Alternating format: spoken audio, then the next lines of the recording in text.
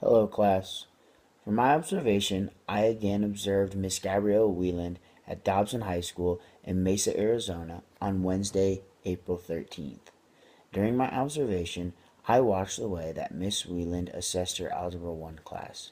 She used multiple forms of assessment for multiple reasons. Talking with Miss Wieland, her main goal of these tests throughout the semester before the final is to see what she needs to work on with her students. According to Obie and Sapp, knowing where students are in the curriculum and what they need next is a key focus for assessments. Types of assessments. During my observation, Miss Whelan decided to use testing as a form of assessment for her students. But Miss Whelan did her test a little differently than having them just fill in the answers from memory. She also used a form of authentic assessment that allowed her students to use their homework sheets on their tests. When I saw that they were allowed to do that, I asked her why, and she said she had two reasons for allowing her students to use their worksheets on the test. She said the first reason was because in the real world, you are going to be able to use other information and resources to help you figure out your problems. She said the second reason was a reward, because if you did your homework, then you could use your worksheet as a guide. But if you didn't do it, you had no help on your test. However, the test was not completely authentic, as they were just asking the students to just write out the answers to the problems and not having them solve real world problems. According to Hall, assessments in schools, regardless of purpose, tend to be criterion referenced and curriculum based. With this being said, I think Miss Whelan did an excellent job with what she had to work with. I think that Miss Whelan's use of assessment was very innovative, and I personally like them.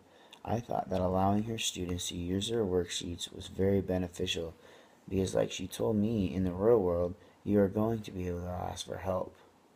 I know as a student that was something that always bothered me. I believe assessing them in real life situations is very smart. I think knowing how to get your students to perform is key, and by doing so, Miss Whelan was able to use things like allowing them to use their worksheets to motivate them and help them be assessed more properly. According to Obie and Sapp, understanding student preferences about types of assignments can help the teacher. Different strategies. I think Miss Whelan did a great job of assessing her learners, but I do think that creating a test with questions that are real world situations would be very beneficial. Instead of just having them do a test of equations, I would have them perform a task from a real world job that would be using the content they are learning. I believe that that would be a great way to get your learners engaged as well as be a great way to see how well they really know the material. According to Obie and Sapp, the instruments these instruments aid teachers in educational planning by revealing the types of errors the students make. I'm not sure if she never does or did not or just did not do it that day, but I also would have had a time after the test where the students can ask and give feedback on how they felt the test went. According to Hall, that is a great way to help students assess themselves. I think having them assess themselves is a great way for students to really understand what they need to work on. Conclusion. Overall, I thought Miss Whelan did an excellent job at conducting her assessment and using them to evaluate the learning of her students. She used different strategies to assess her learners, and I believe doing so makes it so your learners can thrive.